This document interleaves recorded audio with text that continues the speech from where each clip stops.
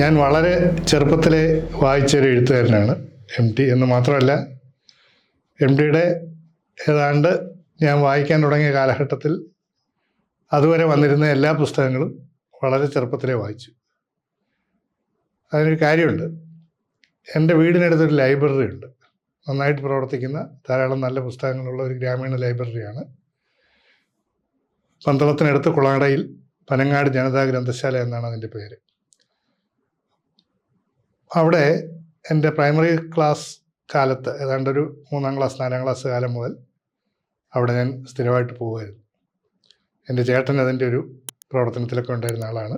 അന്ന് അദ്ദേഹം കോളേജ് വിദ്യാർത്ഥിയാണ്.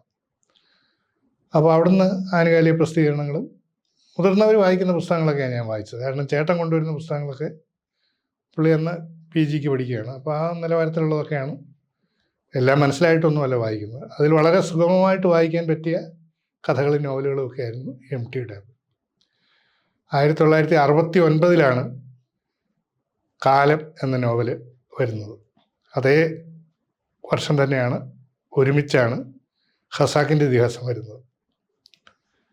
അന്ന് തൃശ്ശൂർ കറന്റ് ബുക്സ് 10 നോവലുകൾ ഒരുമിച്ച് പ്രസിദ്ധീകരിക്കുകയായിരുന്നു. അക്കൂട്ടത്തിൽപ്പെട്ട 2 നോവലുകളായിരുന്നു ഇത് രണ്ടും. അപ്പോൾ കാലം അന്ന് ഞങ്ങളുടെ ലൈബ്രറിയിൽ വാങ്ങിയ പുസ്തകങ്ങളുടെ കൂട്ടത്തിലുണ്ടായിരുന്നു. പക്ഷേ ഖസാക്കിൻ്റെ ഇതിഹാസം അന്ന് ഉണ്ടായിരുന്നില്ല. അപ്പോൾ കാലം ഞാൻ 8ാം ക്ലാസ്സിൽ പഠിക്കുന്ന കാലത്ത് വായിച്ചു. അപ്പോൾ ആ സമയത്തെ സ്ഥിതി എന്താണെന്ന് വെച്ച് കഴിഞ്ഞാൽ, എം ടിയുടെ അതുവരെയുള്ള കാലം ഉൾപ്പെടെയുള്ള നോവലുകളും അതുപോലെ തന്നെ പ്രധാനപ്പെട്ട എല്ലാ കഥാസമാഹാരങ്ങളും ഞാൻ വായിച്ചു കഴിഞ്ഞിരുന്നു. അപ്പോൾ ഒരു പുസ്തകം മാത്രം എനിക്ക് കിട്ടിയില്ല. അത് ഞാനിങ്ങനെ തേടിക്കൊണ്ടിരുന്നു. അത് എം ടിയുടെ ആദ്യത്തെ ചെറുകഥാസമാഹാരമായ രക്തം പുരണ്ട മൺതരികളായിരുന്നു. അപ്പോൾ അത് അവിടെ ഷെൽഫിലൊന്നും നോക്കിയിട്ട് കണ്ടില്ല. പക്ഷേ ഇങ്ങനെ അത് കാണണമല്ലോ, അത് വായിക്കണമല്ലോ എന്നൊക്കെ ആഗ്രഹിച്ചിരുന്നപ്പോൾ ഒരു വെക്കേഷൻ കാലത്ത് അവിടെ ഈ ലൈബ്രറിയിൽ ഈ പുറന്താൾ പോയ കുറേ പുസ്തകങ്ങൾ ഒരു കെട്ടാക്കി വെച്ചിരുന്നു, ബൈൻഡ് ചെയ്യിക്കാൻ കൊടുക്കാനായിട്ട്. അത് ഒരു കൗതുകത്തിന് അഴിച്ചു നോക്കിയപ്പോൾ ആ കൂട്ടത്തിൽ നിന്ന് അത് കിട്ടി. അതുകൂടെ വായിച്ചപ്പോൾ ആ കാലത്ത്, അതായത് ഒരു 8ാം ക്ലാസ് വിദ്യാർത്ഥിയുടെ സാഹചര്യം വെച്ച് നോക്കിക്കഴിഞ്ഞാൽ എം ടിയുടെ എല്ലാ കൃതികളും ഞാൻ അന്ന് വായിച്ചു. പിന്നെ എം ടിയുടെ നിർമ്മാല്യം സിനിമ വരുന്നു.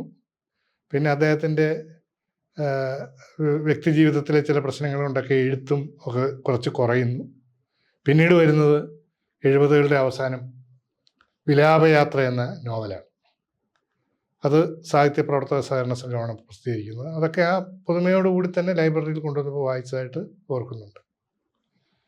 പിന്നെ അപ്പോഴേക്കും നമ്മൾ മുതിരുന്നു, കോളേജ് പഠിക്കുന്നു, പിന്നെ കോളേജ് അധ്യാപകനാകുന്നു.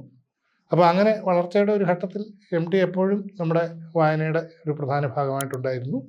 പക്ഷേ ഈ 70കളിൽ ഞാൻ 8ാം ക്ലാസ്സിൽ പഠിക്കുമ്പോൾ എം ടിയുടെ എല്ലാം വായിച്ചെന്ന് പറയുമ്പോൾ ക്രമേണ എൻ്റെ അഭിരുചിയിലൊരു മാറ്റമൊക്കെ വരുന്നുണ്ട്. നമ്മൾ ഖസാക്കിൻ്റെ ഇതിഹാസത്തിലേക്കും എം സുകുമാരൻ്റെയും മറ്റും കഥകളിലേക്കും കടമ്മനിട്ടയുടെ കവിതയിലേക്കും ഒക്കെ പോകുന്ന എം ടിയുടേതായ ഒരു രീതിയിൽ നിന്ന് ഭിന്നമായ മോഡേണിസത്തിൻ്റെ കുറച്ചുകൂടെ ബലിഷ്ഠമായ ചില ഭാവുകത്വ സ്വഭാവങ്ങളോട് ഇണങ്ങാനുള്ള ശ്രമം ആ കാലത്തുണ്ടായി. ആ വഴിക്കാണ് കുറേ മുന്നോട്ട് പോവുകയും ചെയ്തത്. എന്നാലും ഒരു മലയാളത്തിലെ എല്ലാ വായനക്കാരും ഇഷ്ടപ്പെടുന്ന, സാഹിത്യ അഭിരുചിയുള്ള എല്ലാവരും ഇഷ്ടപ്പെടുന്ന എഴുത്തുകാരൻ എന്നുള്ള നിലയിൽ എം ടി എപ്പോഴും കൂടെ ഉണ്ടായിരുന്നു, വായിച്ചിട്ടുണ്ട്. പിൽക്കാലത്ത് എം ടിയെ വളരെ ശ്രദ്ധാപൂർവം പഠിക്കാനും ശ്രമിച്ചിട്ടുണ്ട്.